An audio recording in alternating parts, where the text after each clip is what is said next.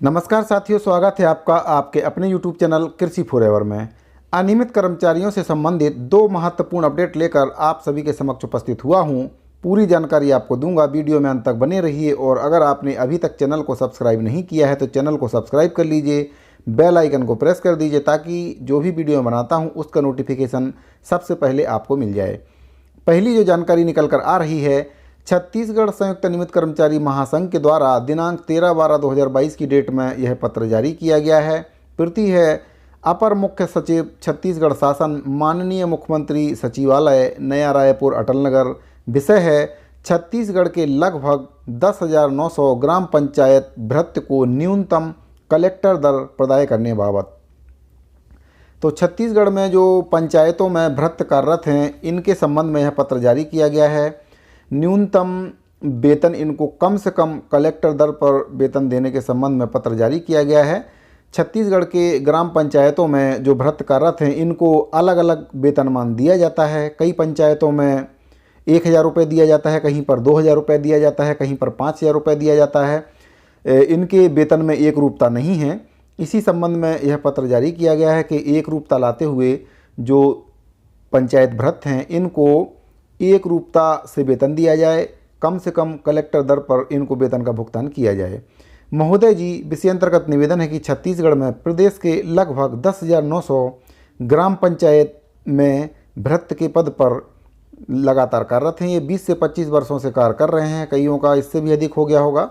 तो प्रदेश के जो लगभग 10,900 ग्राम पंचायतों में पदस्थ भृत्य हैं, जिनको ग्राम पंचायत स्तर से मानदेय का भुगतान किया जाता है इनको, और ग्राम पंचायत भृत्य को अलग अलग ग्राम पंचायतों में, जैसा कि मैंने आपको बताया, अलग अलग ग्राम पंचायतों में पंचायत की व्यवस्था के अनुसार इनको वेतन दिया जाता है। किसी जगह 1,000, किसी जगह 2,000, कहीं पर 5,000, जो कि ग्राम पंचायत भृत्य की श्रेणी वर्तमान में कलेक्टर दर द्वारा निर्धारित आकुशल श्रेणी का भी लाभ प्राप्त इनको नहीं हो पा रहा है। जो आकुशल श्रेणी के अंतर्गत मजदूर या कर्मचारी जो कार्यरत हैं, उनको जो वेतनमान मिलता है वह भी इन कर्मचारियों को जो छत्तीसगढ़ पंचायतों में भृत्य का कार्य कर रहे हैं, इनको नहीं मिल पा रहा है।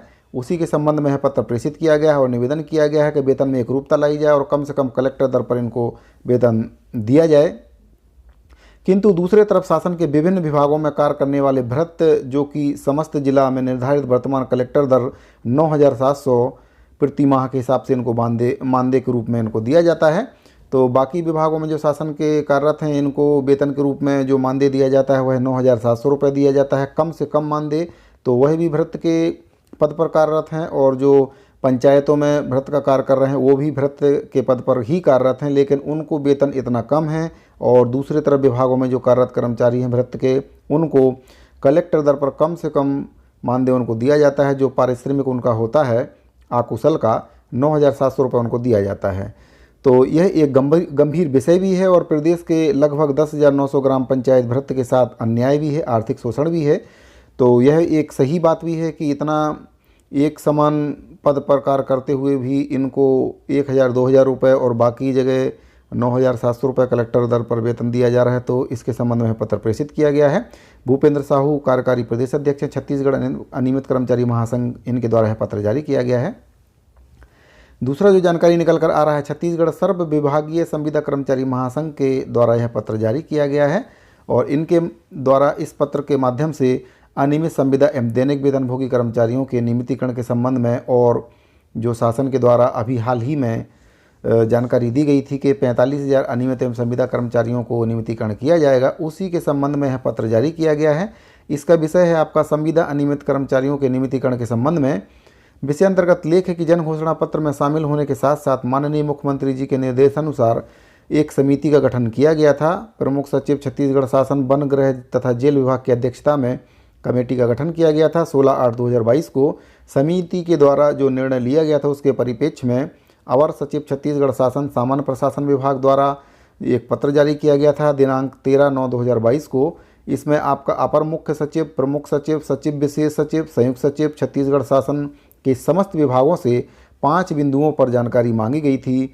जो शासन के विभाग हैं, शासन के जितने भी विभाग हैं, अधीनस्थ विभागाध्यक्ष कार्यालय, निगम, मंडल, आयोग या संस्था में जो पूर्व से कार्यरत अनियमित एवं दैनिक वेतनभोगी संविदा कर्मचारी कार्यरत हैं, उनकी जानकारी 5 बिंदुओं पर शासन के द्वारा सामान्य प्रशासन विभाग के द्वारा तत्काल विभागों को उपलब्ध कराने के लिए पत्र प्रेषित किया गया था और विभागों के द्वारा जानकारी उपलब्ध कई विभागों के द्वारा जानकारी उपलब्ध करा दी गई है। कुछ विभाग ऐसे हैं जिनके द्वारा अभी भी शासन को जानकारी नहीं भेजी गई है।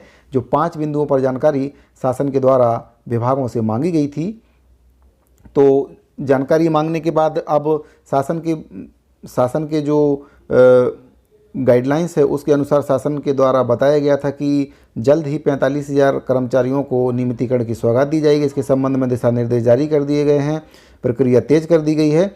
दिनांक 27 अक्टूबर 2022 गुरुवार को दैनिक भास्कर के मुख्य पृष्ठ पर प्रकाशित भी किया गया था। इस खबर को समाचार पत्र है उसमें प्रकाशित किया गया था कि प्रदेश में 45,000 अनियमित व संविदा कर्मचारियों को अब रेगुलर करने की तैयारी माननीय मुख्यमंत्री जी के द्वारा ऐसा सूचना भी दिया गया था। और सोशल मीडिया के माध्यम से भी जो शासन के जनप्रतिनिधि हैं और सरकार के जो माननीय मंत्री महोदय हैं उनके द्वारा भी सोशल मीडिया के माध्यम से जानकारी दी गई थी कि 45,000 अनियमित संविदा एवं दैनिक वेतनभोगी कर्मचारियों को शासन ने नियमितीकरण करने का मन बना लिया है। इसके संबंध में कार्रवाई तेज कर दी गई है। जानकारी तो शासन ने विभाग के द्वारा मंगाई ही थी और इससे राज्य के जो अनियमित संविदा एवं दैनिक वेतनभोगी कर्मचारी हैं काफ़ी उत्साहित महसूस कर रहे थे, अपने आप में काफ़ी आशान्वित हैं। तो इसी के संबंध में इस पत्र के माध्यम से सरकार से निवेदन किया गया है कि जो जानकारी शासन के द्वारा मांगी गई है और जो नियमितीकरण की व्यवस्था शासन बना रहा है, तो शासन से निवेदन किया गया कि ऐसी व्यवस्था या नीति निर्देश बनाए जाए जिससे कि जो अनियमित संविदा एवं दैनिक वेतनभोगी कर्मचारी हैं जो विभिन्न विभागों में सरकार के और योजनाओं में कार्यरत हैं, इनको समान रूप से सभी को अवसर मिल सके। कम से कम समय सीमा में 100% जो कर्मचारी हैं इनको नियमितीकरण का लाभ प्राप्त हो सके और नियमितीकरण से मिलने वाली जो सुविधाएं हैं जैसे कि प्रारंभिक भर्ती से जो प्राप्त हैं, इसमें जो लंबे समय से निरंतर सेवाएं विभाग में अपनी दे रहे हैं, ऐसे कर्मचारियों को वरिष्ठता का भी लाभ मिल जाए।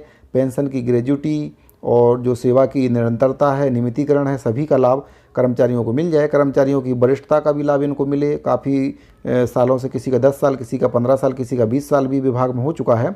तो ऐसी नीति दिशा निर्देश बनाएं कि ताकि इनकी वरिष्ठता प्रभावित ना हो और जो सीनियर है वो सीनियर रहे, जो जूनियर है वो जूनियर रहे, उसको सीनियर के हिसाब से वेतन मिले, जूनियर को जूनियर के हिसाब से वेतन मिले और वरिष्ठता के हिसाब से ही इनका जो पेंशन का निर्धारण है वो भी हो सके ताकि पेंशन का लाभ भी इनको मिल सके और बुढ़ापे में उसका पेंशन का सहारा रहता है। कर्मचारियों को जितने भी शासकीय विभाग में कार्यरत कर्मचारी हैं इनको केवल एक ही सहारा रहता है, बुढ़ापे में पेंशन का सहारा ही एक कर्मचारियों का सहारा रहता है। तो ये सभी लाभ कर्मचारियों को मिल सके, इसी के संबंध में पत्र जारी किया गया है। नियमितीकरण की संपूर्ण प्रक्रिया को शीतकालीन सत्र में पूर्ण किए जाने हेतु आवश्यक प्रावधान करने की पहल करेंगे और इसी के साथ नियमितीकरण की आशा के साथ यह पत्र प्रेषित किया गया है।